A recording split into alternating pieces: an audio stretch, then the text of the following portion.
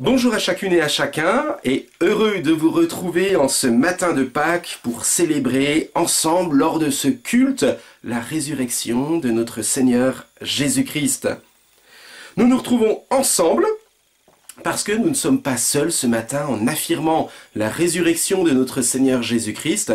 Nous sommes en train d'affirmer que nous soyons en famille ou que nous soyons seuls devant notre écran, eh bien le Seigneur ressuscité aujourd'hui se retrouve avec nous, au milieu de nous. Il est présent à nos côtés, il sera présent pendant tout ce temps de culte, mais il est aussi présent en tout temps avec nous.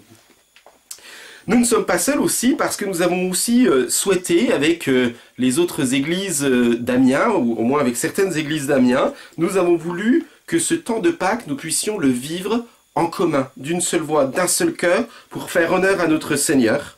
Et donc nous nous retrouvons ensemble, ce matin, ensemble bien que confinés et chacun chez nous, avec les 5 églises que nous représentons, les églises du réseau Perspective du Val-de-Somme, avec l'église de Albert, l'église de Abbeville et l'église de Amiens.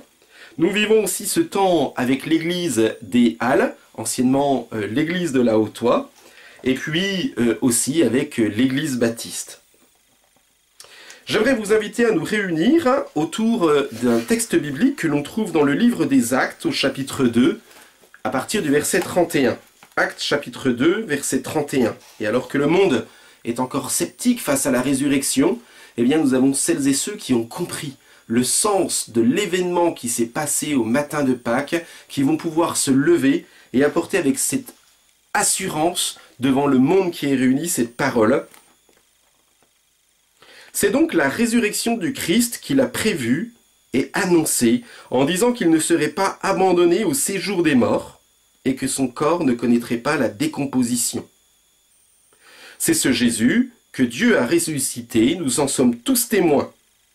Élevé à la droite de Dieu, il a reçu du Père le Saint-Esprit qui avait été promis et il l'a déversé comme vous le voyez et l'entendez maintenant. Et donc les disciples, devant la puissance de la résurrection, devant l'affirmation de la victoire de la vie sur la puissance de la mort, devant la victoire du Christ sur le péché, n'ont pas pu se contenir et ont décidé de devenir témoins, non seulement devant les frères et sœurs dans l'assemblée, mais aussi devant le monde entier. Et vraiment que ce soit avec la même assurance, que nous puissions, là où nous le sommes, nous lever devant nos écrans pour proclamer celui qui est le Christ ressuscité, celui qui sera élevé quelques jours plus tard pour siéger à la droite du Père. Que ce soit vraiment avec ce désir profond de vouloir affirmer que Jésus-Christ est notre Dieu et Seigneur, et que la mort n'a plus de puissance sur lui. Avant toute chose, j'aimerais vous inviter à ce que nous puissions prier pour présenter tous les moments que nous allons vivre devant Dieu. Seigneur, en ce matin de Pâques, nous voulons vraiment nous trouver comme les disciples, étonnés, mais aussi admiratifs en comprenant ce mystère de la résurrection, en comprenant que, alors que nous étions orientés vers la mort, que c'est toi qui nous as dirigés vers la vie. Seigneur, nous voulons te remercier et te bénir d'avoir été agréé par ton Père, de nous donner aussi de devenir cohéritiers avec toi par cette puissance. Seigneur, merci de ce que tu fais par ta résurrection. Nous voulons vraiment te louer, te bénir et t'honorer, et vraiment que l'ensemble de notre culte soit orienté et tourné devant toi dans l'admiration que tu mérites. Merci Seigneur. Amen. Voilà, je vous invite à continuer ce temps de louange, ce temps de célébration avec notre frère Timothée Urpé. Bonjour à tous, du coup je suis super content de vous retrouver ce matin pour ce culte un petit peu spécial, parce que voilà, on est à distance mais on a la joie de pouvoir être ensemble. Et pour commencer, donc, je m'appelle Timothée et on va passer un petit moment de louange ensemble, on va pouvoir adorer Dieu. Et on va aussi passer d'abord un petit moment de prière avant de prendre quelques chants. Du coup, je vous invite, là où vous êtes, que vous soyez seul ou bien en famille, à vous prendre un petit temps où vous vous connectez à Dieu. Et je vous invite aussi à faire abstraction du côté technique de ce matin, du culte de ce matin, et à vous focaliser sur Dieu et que l'on puisse mettre de côté aussi toutes les choses qui peuvent nous préoccuper ce matin, et que vraiment notre attention soit fixée sur lui et qu'on puisse être reconnaissant aussi pour tout ce qu'il fait pour nous. Et voilà, je vous invite à fermer les yeux et puis à prendre un petit temps de prière et de méditation là où vous êtes.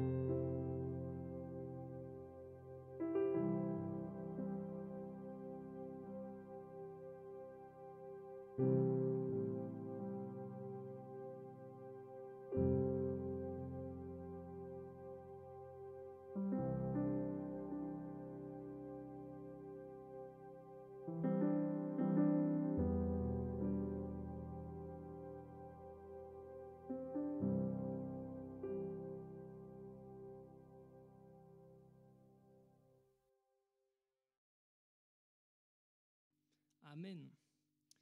Du coup, on va prendre 2 chants maintenant qui nous rappellent ce pourquoi on est là, ce pourquoi on a ce culte ce matin, ce culte de Pâques qui nous rappelle que Christ est mort et ressuscité à la croix. Et dans un premier chant, on va voir en fait la grâce et l'amour parfait de Jésus. Et je vous invite à vraiment faire attention aux paroles de ce chant. Et dans le deuxième chant, ce que j'aime bien, c'est qu'en fait, on commémore surtout le fait que Christ est ressuscité. Et ce chant s'appelle « Mon Rédempteur vit ». Et c'est vraiment ce dont on a envie de se rappeler ce matin. Et c'est ce pourquoi on a envie de louer Jésus, parce qu'il vit et qu'il est mort, mais surtout il est ressuscité. Et juste chantons-le et puis qu'on puisse adorer Dieu à travers ces chants.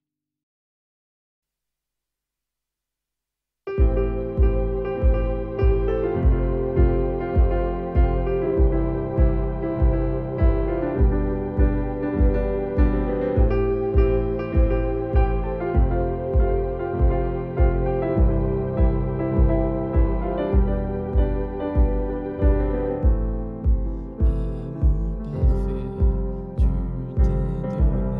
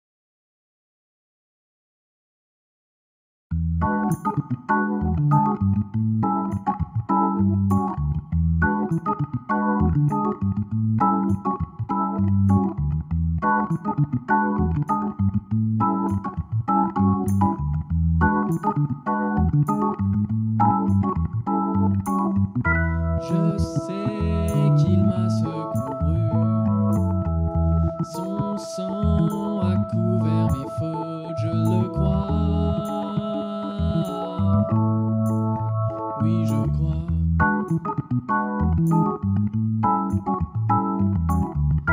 Il a enlevé ma honte, je suis guéri en son nom, je le crois. Oui, je crois.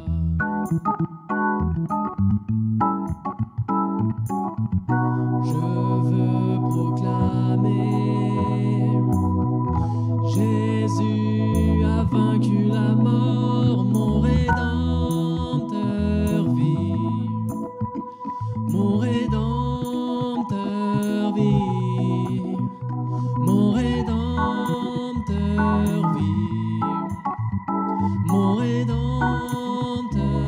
vit.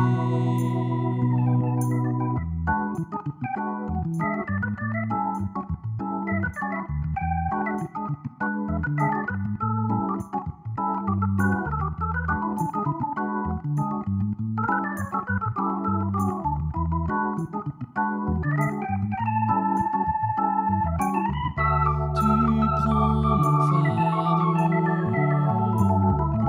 et tu l'emportes. Alors je danse sur les sommets, je vois venir ton règne. Mon Rédempteur vit, mon Rédempteur vit, mon Rédempteur vit, mon Rédempteur vit, mon Rédempteur vit, mon Rédempteur vit, mon Rédempteur vit, mon Rédempteur vit.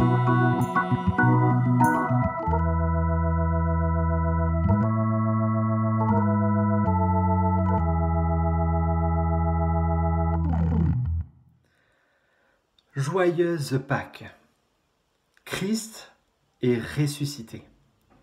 Quelle grande nouvelle, n'est-ce pas, pour ce 12 avril 2020. En ces temps difficiles de crise sanitaire, économique et sociétale, nous aimerions, avec l'ensemble des pasteurs du département de la Somme, vous apporter de bonnes nouvelles. En ces temps de confinement où notre monde est arrêté et que l'odeur de la mort, de la méfiance et de la distance se ressentent, nous aimerions vous apporter un message d'espoir et de vie.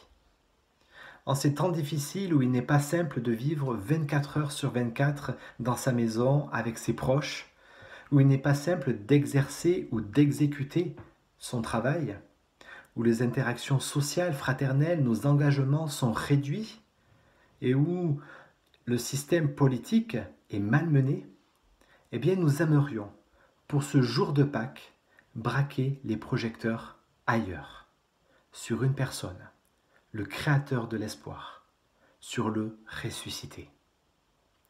Et donc en lisant les évangiles, nous pouvons constater que Jésus, lui aussi, a vécu des temps difficiles dans pratiquement tous les domaines que nous expérimentons aujourd'hui. Et j'aimerais passer quelques instants avec vous à parcourir ces domaines et voir ce que nous pourrons en tirer pour nous aujourd'hui. Alors je disais il y a un instant qu'il n'est pas simple de vivre en famille actuellement. Eh bien Jésus, lui aussi, a vécu dans une famille que l'on pourrait qualifier d'indifférente, de réfractaire même, en tout cas au début, à ce qu'il était, à ses valeurs et ses croyances. Les évangiles nous disent que Jésus avait 4 frères et quelques sœurs. Ses frères étaient Jacques, Joseph, Simon et Jude. Et peu de choses nous sont décrites sur leur piété, sur leur vie religieuse. mais nous trouvons toutefois quelques détails intéressants. Nous lisons dans l'Évangile selon Marc qu'à un moment donné, ses proches viennent le chercher et veulent le ramener à la maison. Je lis en Marc chapitre 3 verset 21. À cette nouvelle, les gens de sa parenté vinrent pour se saisir de lui, car ils disaient « Il a perdu la raison, il est devenu fou ». En fait ici, apprenant que Jésus était en train de parler de l'accès au paradis, de guérir les malades et de faire d'autres miracles, les membres de sa propre famille, ses propres frères, vinrent pour l'arrêter et l'empêcher de continuer ses œuvres. Il a perdu le sens, disait-il. En réalité, il souhaitait le faire taire parce qu'il n'adhérait pas à lui. Un peu plus tard, nous voyons également que sa mère et ses frères encore viennent à sa rencontre et demandent à le voir. La réponse de Jésus nous semble un petit peu dure dans cette rencontre parce qu'il dira que ma mère, mes frères, ce sont ceux qui écoutent la parole de Dieu et qui la mettent en pratique. Étonnant de lire ça, surtout quand nous nous rappelons des paroles de Marie, sa mère, au moment où l'ange Gabriel lui révèle qu'elle donnera naissance à Jésus. Elle lui dira « Mais voici la servante du Seigneur, qu'il me soit fait selon ta parole ». Mais quelques années plus tard, Jésus lui répondra « Ma mère, mes frères, ce sont ceux qui écoutent la parole de Dieu et qui la mettent en pratique. » Sous-entendu que ses frères et sa mère ne l'écoutaient plus, ne l'écoutaient pas, n'écoutaient plus le Seigneur. En réalité, ici, nous comprenons que sa propre famille avait du mal à saisir sa véritable identité et son ministère. Mais qui est-ce? Qui est-il vraiment? Que fait-il? En réalité, il ne croyait pas en lui. Et pourtant, quelques années plus tard, après sa résurrection, ses frères, et notamment Jacques et Jude, vont se convertir et deviendront les leaders d'églises majeures, importantes. Ils écriront même 2 des 21 épîtres du Nouveau Testament. Ils passeront aussi le relais de leur responsabilité d'église à leurs propres fils et à leurs propres cousins et finiront leur vie en martyrs, car ils affirmeront jusqu'au bout que Jésus était le Christ ressuscité. Waouh, quel changement, n'est-ce pas? Alors oui, face à l'hostilité de ses proches, il n'était pas simple pour Jésus d'être en famille, mais au final, et avec persévérance, avec un témoignage dans la durée, cela porta du fruit. Et nous? Ce n'est peut-être pas simple pour nous actuellement d'être 24 heures sur 24 avec nos proches. Mais prenons exemple sur le Christ, qui a su dans la durée et avec patience porter du fruit. Pas simple de vivre en famille, mais pas simple non plus d'exercer ou d'exécuter son travail en ce moment. Et Christ, nous le savons, avait un métier difficile. Il était charpentier. Il était même fils de charpentier. Et les charpentiers à l'époque étaient des ouvriers qui travaillaient à la fois le bois, la pierre et le métal. Un métier donc du bâtiment difficile. Et à l'époque, il n'y avait pas les pelleteuses, les bétonnières ou les scies métabos, loin de là. En tout cas, depuis l'âge de 13 ans et jusqu'à ses 30 ans, Jésus travaillait donc sur les chantiers de son village natal à Nazareth. Pendant donc 17 ans, il était avec les ouvriers du bâtiment à couper, scier, soulever et fabriquer.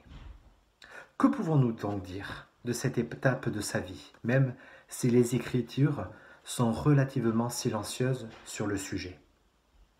Eh bien, les évangiles nous relatent un incident quand Jésus décide de revenir dans son village natal pour enseigner dans la synagogue de son enfance à Nazareth. Et là, les gens de sa patrie restent méfiants et même dubitatifs à son message et vont même vouloir aller jusqu'à le pousser hors de la ville. Qui est-ce celui-là, disent-ils? D'où ce message lui vient-il? N'est-ce pas le fils du charpentier? Il me semble en tout cas que ces gens n'auraient pas hésité la moindre seconde à critiquer sa manière d'exercer son métier s'ils avaient pu le faire. Oh, ils ont essayé de se moquer de lui, bien sûr, en l'attaquant sur ses racines et sur son message, mais ils n'ont pu trouver le moindre reproche en ce qui concerne la pratique de son métier et l'ambiance dans son atelier. Pas de reproche à Jésus en ce qui concerne son langage, son rapport avec les collègues, son rapport avec ses supérieurs, son rapport avec son salaire. Il ne l'aurait pas épargné, c'est clair. Et nous, dans notre atelier, dans notre bureau, dans notre salle de classe, même en télétravail ou virtuel, pouvons-nous ou pourrions-nous nous attaquer sur notre manière de faire? Pourrions-nous nous reprendre sur notre attitude professionnelle? Et là encore, prenons donc exemple sur le Christ, qui exerça certes un métier difficile, laborieux et technique, mais sans qu'on puisse lui faire de reproches. Pas simple également en ce moment, troisièmement, nos interactions sociales, voire nos amis, nos engagements. Eh bien, il y a un épisode encore intéressant de la vie de Jésus, parce qu'à l'âge de 12 ans, nous apprenons que Christ se rend à Jérusalem pour préparer sa bar mitzvah. La bar mitzvah, à l'époque, c'était ce statut acquis à la majorité religieuse par les garçons âgés de 13 ans. Et donc, arrivé à Jérusalem pour cette bar mitzvah, alors que ses parents sont de retour vers Nazareth, eh bien Jésus se retrouve seul avec les spécialistes en religion, dans le temple, nous dit le texte, assis au milieu des docteurs, les écoutant et les questionnant, jusqu'à même donner son avis sur quelques interprétations. Joseph et Marie, tout d'un coup, se rendent compte que Jésus n'est plus avec eux, retournent vite à Jérusalem, le retrouvent, furieux, et leur disent « Enfant, mais pourquoi nous fais-tu cela ?» Et Jésus leur répond « Mais pourquoi me cherchez-vous? Ne savez-vous pas qu'il faut que je m'occupe des affaires de mon Père ?» Jésus, là, a bientôt 13 ans. Et 13 ans, c'était le passage à l'âge adulte. C'est le passage aux interactions sociales, religieuses, à la vie amicale, aux engagements, à la vie fraternelle, à la vie avec une communauté.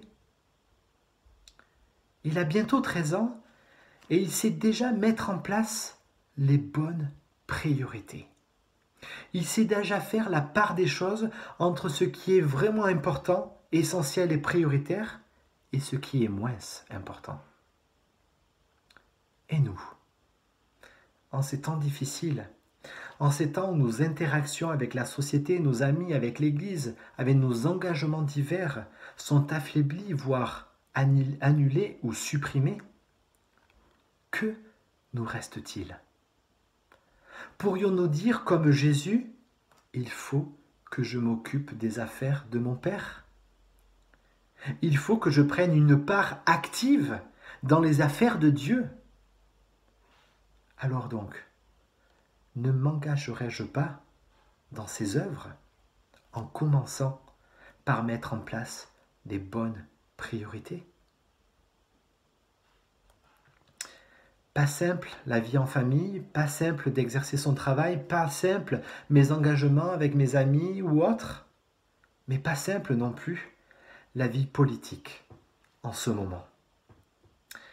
Et nous voyons encore une fois que Christ a respecté les dirigeants politiques de son époque, malgré les embûches qu'on lui dressait. Et il y avait un homme qui voulait le piéger par rapport à sa fidélité face à Rome. Un jour, il vient vers lui, vers Jésus, et lui dit « Faut-il payer les impôts à César ?» Question piège. Et Jésus, donc, avec une pièce de monnaie, déclare « De qui est l'effigie? De qui est cette inscription ?» Il lui dit, mais de César, effectivement. La pièce portait à l'époque la marque de Tibère, l'empereur romain.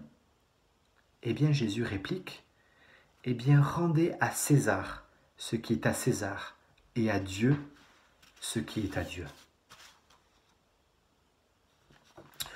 Nous voyons en fait ici que Jésus réussit à ne pas mettre en contradiction le pouvoir temporel et le pouvoir spirituel. Il réussit à lutter et à militer pour la justice en gardant l'effigie de son Père, la marque de son Père céleste, sans prendre position pour un parti, sans prendre position pour un pouvoir politique temporel. Il n'était ni de droite et ni de gauche. Mais Jésus ici reconnaît le devoir de chacun à participer dans la vie de la cité en respectant nos autorités, en priant pour elles, même si leurs choix sont contraignants, mais sauf si elles nous obligent à désobéir à Dieu. Et nous? La question n'est pas finalement de savoir si nous sommes impliqués en politique ou pas, mais plutôt de connaître l'effigie que nous portons en nous. Quelle image, quelle marque avons-nous dans nos engagements publics? Et là encore, quel bel exemple ici nous avons en Jésus-Christ. Alors oui, il n'est certainement pas simple de vivre dans sa famille en ce moment, confronté à des valeurs et des croyances différentes. Pas simple de pratiquer un métier sans reproche. Pas simple d'adopter des bonnes priorités relationnelles, d'engagement. Pas simple de respecter nos autorités. Mais Christ l'a fait. Jésus-Christ l'a accompli. Et ces focus sur ces 4 domaines nous montrent finalement que Jésus-Christ a été bien plus loin dans la difficulté. Il est né, il est devenu un homme, et de Dieu qu'il était, il participa pleinement à notre humanité, menant une vie exemplaire, et pourtant, et ouvrant la porte au oui, l'être humain peut y arriver aussi.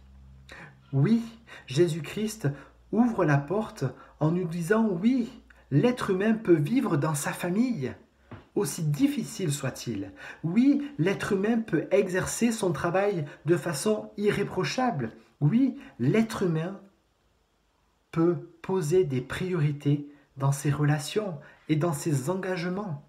Oui, l'être humain peut respecter et aider les autorités en place parce que Christ, le Fils de l'homme, a pu le faire.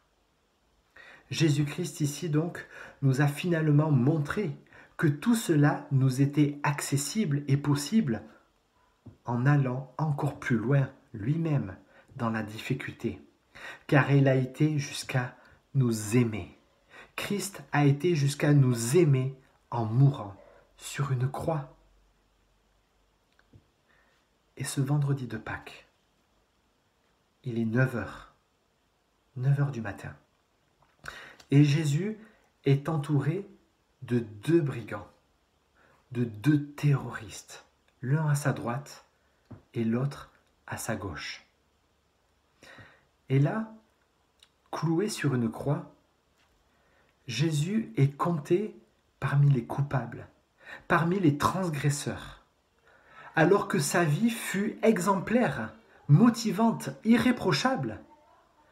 Et les 2 brigands l'insultaient, le blasphémaient et se moquaient de lui. Entre 9h et midi, seulement un des 2 brigands continue à l'injurier et lui dit « N'es-tu pas le Christ? Sauve-toi toi-même et sauve-nous aussi !» Et de l'autre côté, l'autre brigand, après 3 longues heures, avait réfléchi et reprend en disant « Mais toi, n'as-tu aucune crainte de Dieu ?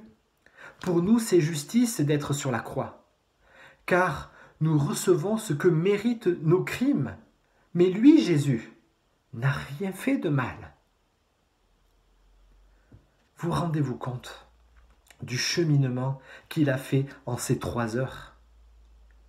Il avoue que la peine capitale, ici la crucifixion, qu'il endurait était juste. Pour nous, c'est justice, dit-il, nous le méritons. Il reconnaît aussi l'innocence, l'exemplarité et la perfection de Christ. Celui-ci n'a rien fait de mal. Et il terminera en disant, Dieu, Jésus, souviens-toi de moi quand tu viendras pour être roi.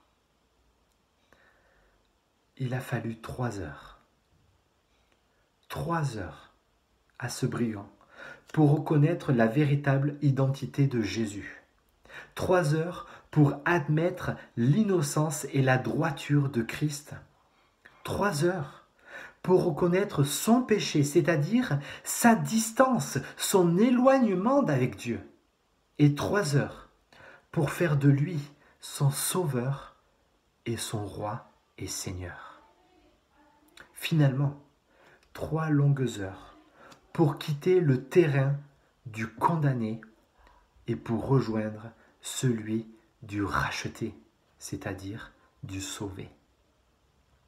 Aujourd'hui, lui déclare Jésus pour finir, « Tu seras avec moi dans le paradis.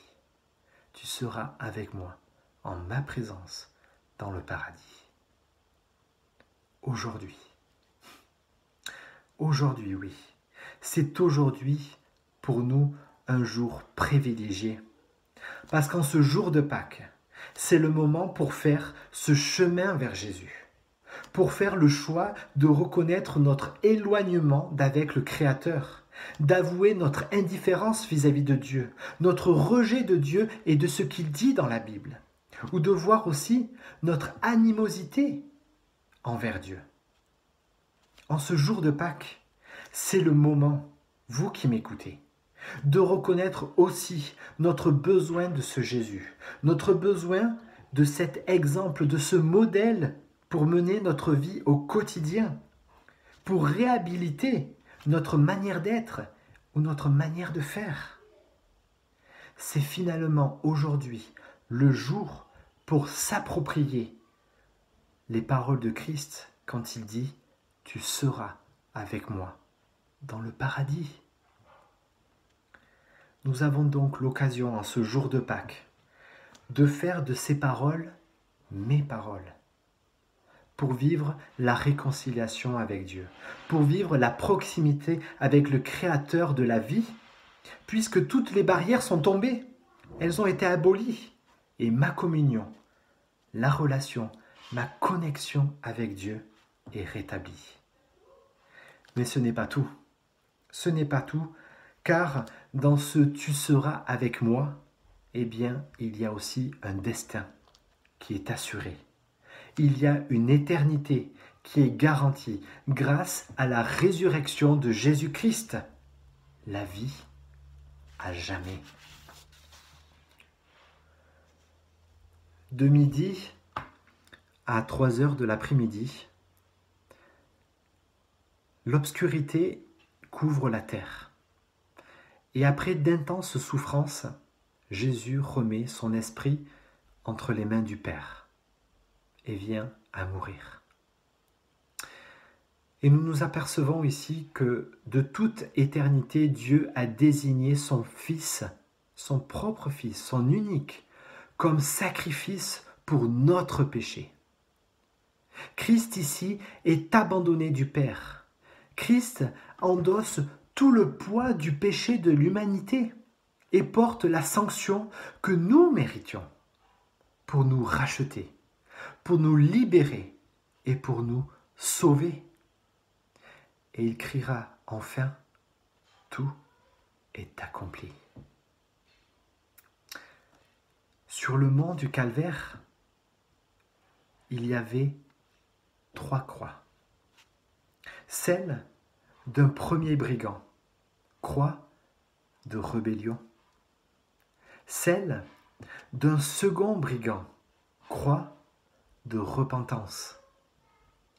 Et celle au milieu, celle de Christ, croix de rédemption, croix pour la vie, croix pour la libération, pour devenir propriété du Créateur, pour devenir enfant de Dieu. Et devant la croix de la rédemption, devant la croix du rachat, il n'y a que deux choix possibles, mes amis. Soit s'approcher avec fierté, s'accrocher avec fierté à la croix de la rébellion, de l'indifférence, pour mourir seul, sans espérance et sans Dieu. Ou alors, deuxième possibilité, soit de s'agenouiller avec larmes à la croix de la repentance, de la reconnaissance de notre éloignement, de la reconnaissance de notre besoin de Christ. Croix où Jésus-Christ devient notre roi, notre Seigneur, pour toute notre vie, pour notre quotidien. Alors que ce jour de Pâques 2020 soit donc marqué dans notre vie par ces choses-là aujourd'hui. Premièrement, par l'exemplarité de Jésus-Christ dans les domaines qui nous touchent aujourd'hui, dans les domaines qui sont galères pour nous. Que ce jour de Pâques 2020 soit marqué aussi par la possibilité de relever les défis de notre quotidien en suivant l'exemple de Christ. Que ce jour de Pâques 2020 soit marqué aussi par la mort de Christ à la croix, qui nous permet de vivre, qui nous permet d'être réconciliés avec Dieu, qui nous permet d'être reconnectés avec le Créateur. Et que ce jour de Pâques 2020 soit marqué par sa résurrection, qui nous prouve que la mort n'a plus de pouvoir et qu'un destin éternel est réservé à celles et ceux qui reconnaissent leurs péchés et qui reconnaissent Christ comme roi. Alors oui, que ce jour de Pâques 2020 marque votre vie.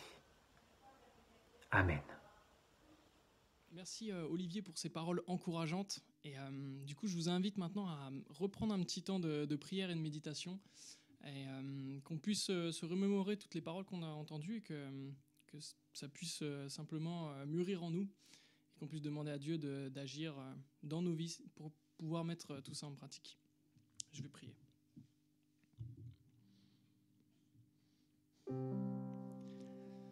Seigneur, merci encore pour ce culte qu'on a pu avoir ce matin. Seigneur, je te remercie pour ces choses qu'on a pu entendre, Seigneur, pour ces exhortations.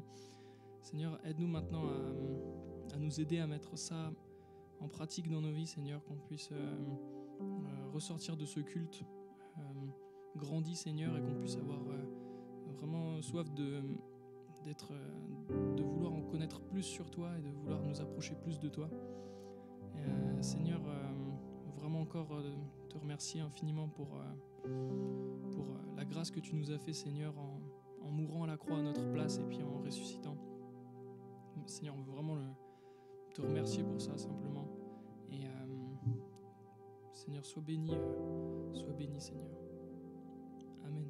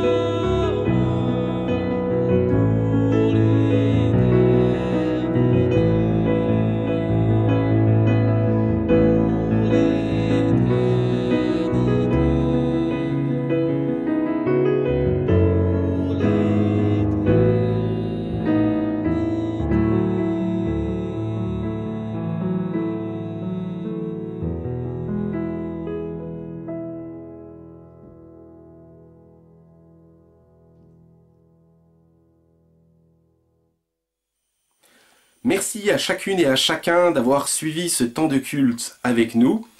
Avant de nous séparer, une recommandation. Donc, suivant l'église que vous fréquentez, nous vous invitons à ouvrir vos boîtes mail courant de début de semaine pour recevoir les annonces des différentes activités de nos églises respectives. J'aimerais terminer ce moment avec le texte de Colossiens au chapitre 3 à partir du verset 1. Et que ce soit pour nous cette parole d'envoi dans le monde. Colossiens chapitre 3 verset 1. Si donc vous êtes ressuscités avec Christ, recherchez les choses d'en haut, où Christ est assis à la droite de Dieu. Attachez-vous aux réalités d'en haut, et non à celles qui sont sur la terre. En effet, vous avez connu la mort, et votre vie est cachée avec Christ en Dieu. Quand Christ, notre vie, apparaîtra, alors vous apparaîtrez aussi avec lui dans la gloire. Que ces paroles que nous avons pu lire, que ces paroles que nous avons pu entendre, soient des paroles d'espérance qui nous invitent à vivre à l'exemple du Christ ressuscité. S'il est ressuscité et qu'il nous a donné son esprit, nous avons donc cette puissance pour pouvoir marcher comme lui a marché. Que ce soit vraiment notre désir et notre volonté. J'aimerais continuer par la prière. Seigneur notre Dieu, nous nous séparons, nous allons reprendre notre vie, nos activités quotidiennes. Mais Seigneur, nous voulons avoir cette assurance.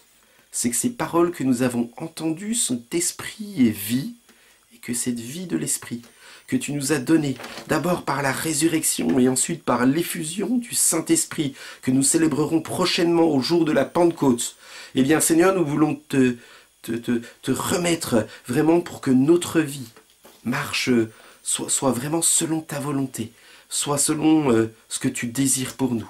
Nous voulons vraiment te remettre toutes nos activités de cette semaine pour pouvoir te bénir et t'honorer. Que ton nom soit béni et glorifié. Amen. Amen. Un bon dimanche à toutes et à tous.